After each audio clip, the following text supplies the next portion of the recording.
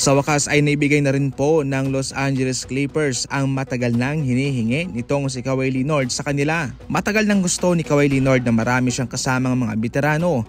Kahit na sa mga nagdaang season ay marami ng mga veteranong kinuha itong LA Clippers, pero sa puntong ito ay mas marami ito at mas malalim pa kumpara sa kanilang mga nakaraang roster. Malalaking pangalan din po ang kanilang nakuha sa ngayon, si John Collins galing ng Utah Jazz, Brook Lopez naman galing sa Milwaukee Bucks, Bradley Beal galing sa Phoenix Suns at si Chris Paul galing sa Spurs. Kahit malakas na nga ang Clippers noon kasama sina Kawhi Leonard, James Harden at Ivica Zubac, ngayon mas pinalakas pa, mas pinarami ang kanilang po pwedeng magamit especially sa mga pressure games.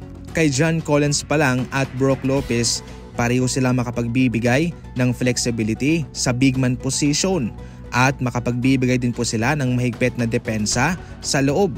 Si John Collins ay athletic.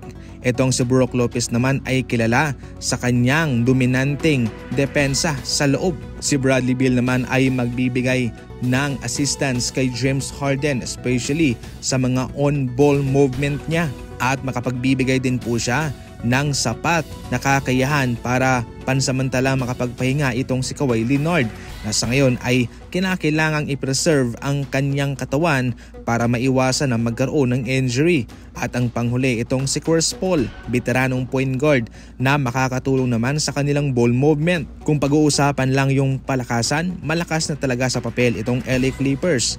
Mas lalo pa silang pinalakas sa kanilang mga veteranong nakuha at mas lalo pang lumalim ang kanilang rotation. Siyempre meron pang Nicolas Batum at ilang mga role player na mga magagaling din. Sabi nga nila, ang tanging pipigil lamang sa team nito ay injury. Kung sakaling merong injury, mahirap yan. Pero kung magiging healthy silang pareho, nasa delikado ang kanilang kalaban. Sa inilabas na prediksyon ng ESPN, marami silang mga star player na inilista bilang susunod daw na magre-request ng trade sa kanilang mga kupunan. Mayroong Zion Williamson, Ja Morant, Trae Young, especially si LeBron James. Sa ngayon mga idol, ayon sa ESPN, posibleng mag-request ng trade itong si LeBron. Hindi rin naman siya ang center na sa ngayon sa Los Angeles Lakers kundi si Luka na.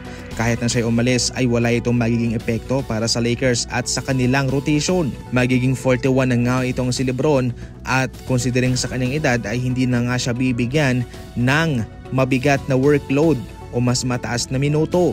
Limitado na sa ngayon ang kanyang exposure. So far, mahirap to para kay LeBron, para sa isang taong gustong magkampiyon at gutom na gutom pa na magkaroon ng isa pang singsing sa kanyang kamay. Ang isa lamang solusyon dito ay pumunta siya sa isang team na malakas. Sa ngayon nga ay pwedeng subukan pa ni LeBron ang Los Angeles Lakers sa kalahating season at baka sa mid-season ay tuluyan na siyang magre-request ng trade depende sa kung ano ang kakahantungan nila as a team sa kalagitnaan ng NBA season.